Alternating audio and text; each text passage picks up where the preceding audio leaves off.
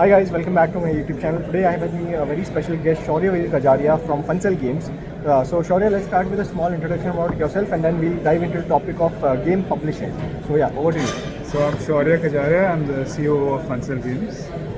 Funcell is a studio based in Ahmedabad. We make mobile games for the US and tier 1 countries mainly. We've published 20 games with around 450 million downloads. And we've recently transitioned from a studio to a publishing house. So we're making our own published games as well as working with smaller studios to help them publish their games on the global scale. Now, for the audience that doesn't understand the difference between development and publishing, can you walk us through, how different both of these fields are? So it's a very big difference. Publishing involves a lot more avenues in the company. As a studio, we mainly just work on the ideation of the game. We create the product and then we reach out to a publisher for the user acquisition and for the monetization strategies. But once a studio has a little bit of experience, once they work for a few years, then they start publishing. And publishing, the main difference is the user acquisition. So that's a very big skill to learn. And setting up a monetization strategy for each and every game, for each and every platform is a very big skill to have. So over time, after working on multiple games, now we have shifted to publishing, where we handle the UA for games, we work with studios, and we work on the development and the user acquisition side. And how does it work? Like, let's say, for example, a game is close to a launch. How does the entire publishing angle work, and where does Funcell come into picture? And if a developer wants to approach you guys, how can they get in touch with you? So firstly, we look at games that have a long day 7 retention. They have to have above 5 to 7% day 7 retention, or they have to have a unique concept. Funcell prides itself in having games which are completely different from what we see in the market. Our recent hit was a game called Trash Town Tycoon, for example. So it has really high day 1 retention and really high day 7 retention. Also, the topic is something which I think is quite unique. It's a game about cleaning up a city that is filled with trash and building a new city, right? So we look at games that have unique concepts, developers that make games which are clean, which are bug-free, which are easy to scale, and people are interested to play it even after 7 days, 14 days. So when we have studios that have good playtime, good retention, it's very easy to reach out to us. You can reach out via email, or we're all on LinkedIn. Funcell is on LinkedIn. My personal LinkedIn is Shaurya Kajaria. So you can reach out to me on LinkedIn, and if your game has potential, we are very happy to help you to monetize it. I think a big issue that studios have is the monetization part. Even with an interesting concept, they don't know how to monetize it for the US market. So we come in and help out in that. And also we have a creatives team of 15 people. So we get involved in making playables for the games and making creatives in general. So I think that's the reason to join Funcell, so join hands with Funcell. We help to grow games with that. And as a developer, like if you want to make a game and publish it out there directly by yourself, what is the difference between a developer publishing their own games and secondly working with a publisher?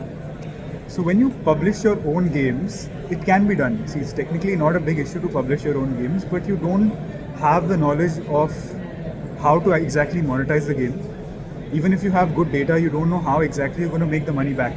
Yeah. Some genres of games are very high in IPs, whereas others are very high in interstitials and RPs. So now how to balance your economy of the game, how to monetize the game in a way where you can maximize your profits are a thing that we have learned over 5 to 7 years. We've had multiple successes and failures, so we can help you with what not to do. More than what to do, we've understood with trial and error and with our own resources on what exactly you should not be doing with your games. So when you're self-publishing, you burn a lot of your own money trying to figure out exactly what you should do, what you should not do, which channels you should be promoting your game on. If you should start with Facebook, Mintegral, AppLovin, for example, is you need $500 per day to spend on AppLovin for 7 days. Yeah. Many small studios do not have those sort of resources to test out their games, and they don't know how they'll make money back if the game has reached a stage where they should increase the scale.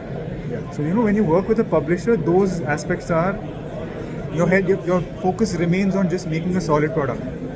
Your focus remains on making a game that is interesting to the user, and that is your core competency. That is, you want to make a good game. You don't use your head in things like user acquisition or making creatives, which a lot of studios don't do. So that's where publishers come in. Yeah, I mean, like, launching a game is a full suite of operations, right? Yeah. Once your game is done, then you need to create trailers, videos, screenshots, reach out to influencers, etc., etc. So, in general, for the games that you have published, A, what has been your most successful game, and B, what was your strategy in making that happen? So our first game that we published was a game called 9 Months, which was globally number one for a few weeks, and that has become a multi-million dollar game. And since then we've published 20 games. So our recent hit is Trash Town Tycoon. In the middle we published a lot of narrative games. We had 5 narrative games, among which 3 were in the global top 10. So we've had a lot of mix of different genres for games, and how it came about is that, see, honestly, if you have a good product, if you have a game with good KPIs, then there are a lot of publishers that are ready to work with you. So if a studio focuses on making a good quality game, then you have no lack of publishers that want to invest money and want to work with you. So, like recently, I've been hearing that the PPP model doesn't exist anymore. No one's working to no publishers. Prototype. Paper prototype is not a big thing anymore. But I've met at least 6 studios in IGDC this time itself who are working with globally very top publishers in the PPP model. Yeah. So if you work on having good quality, of having a good quality game, then there's no issue with finding publishers. So similar thing happened to us. We made a game which had very good KPIs when we tested it internally. We didn't spend like thousands of dollars. We had a small budget to test. But when they saw promise in it, then Green Panda decided to publish our games. And then it's when you learn from one game, then publishers want to build relations with studios. They want studios who are interested in making very high quality games. Yeah. So then that year we published 5 games itself, and there was no stopping from there. Then once you have a few hits, publishers know that you know exactly how to scale games, how to monetize. They don't have to sit you through the whole process all over again. Correct. So it gets easier as you publish more games. You've mentioned the word global quite a few times. Yes. Your studio is based in India, but for games, it's very important from a monetization perspective to be globally hit games. So can you walk us through, how different the monetization pipeline is locally and globally? Like locally, when I say like in India versus globally. So to be honest, we haven't promoted a lot of our games in India. We haven't done a lot of user acquisition in India because even though India is a great market, it's growing at a really fast rate. Yeah. And the players love playing the games that we have. The problem with India is that the revenue in the games are not very high compared to the rest of the world. Right. Compared to the tier 1 countries, India is still lagging a little behind. Yeah. So even though a lot of studios promote games in India to have a lot of downloads, to have a very strong user base, Yes. the revenue that comes from India lacks a lot. Yeah. So one problem we see in India is that people think that India is the only market. If you're making games in India, it should be for India. But that's not true. The whole world is there. There are so many studios in India who've made global hits, even though the India flag is not there on the global charts because they are with publishers. But the games are made in India. So I think it's important to think global, to understand that there's a huge world outside of India, and especially if the games are in the US market, they can scale much higher. You can get much more downloads in the US. So US and tier 1 countries are important, and for that you need to shift your mindset from India because they are very different from India. Yeah. The art styles of games are different, the monetization strategies are different. So for that you need to see other references outside of India. Only then games can be made for the world. Fair enough. And as a publisher, are you also working with other publishers, or rather, exploring like a co-publishing model? We have a lot of partner publishers. Most of our games that we have published till now have been with publishers, so we see the benefit of working with them. We have publishers that help us in the user acquisition as well, because again, they have 10-12 years of experience, so we have partnered with them for that. So yeah, we do. We work with publishers. In fact, our form of publishing is very different from traditional publishers. We're a studio turned into a publisher.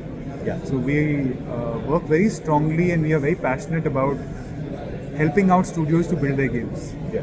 We're a team of around 100 right now, and our developers, our creative team, everyone gets involved when that game comes to our account. Yeah. We treat it like our own game, Yeah. and whatever resources the studio needs are at their disposal. So in that way, we don't exactly work only as a publisher. We work as a co-producer of the game, a co-creator of the game. We Yeah. treat it as our own product. So in that way, we are a little different from the international publishers. Awesome. And your studio is based in Ahmedabad. How is the culture over there? How is the game dev scene over there? It's surprisingly picking up a lot. A lot of the studios I even met at IGDC are based in Ahmedabad, and the ecosystem in Ahmedabad started growing. Yeah. I think there are a lot of studios that don't even know that the other studio exists. Yeah. They're all like slightly working in different parts of the gaming system. They don't collaborate as much as they should, and I feel like we are trying to build that ecosystem now. Yeah. We'll try to create a lot more events in Ahmedabad where developers can meet, and we can form an ecosystem in Ahmedabad as well, because it's not known very highly to be a gaming hub. Right. So we want to build that in Ahmedabad. Amazing. And what are the games that you personally like playing?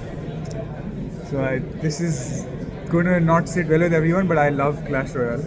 I am obsessed with that game. I play that every day. Yeah. And I play a lot of games that we make as well.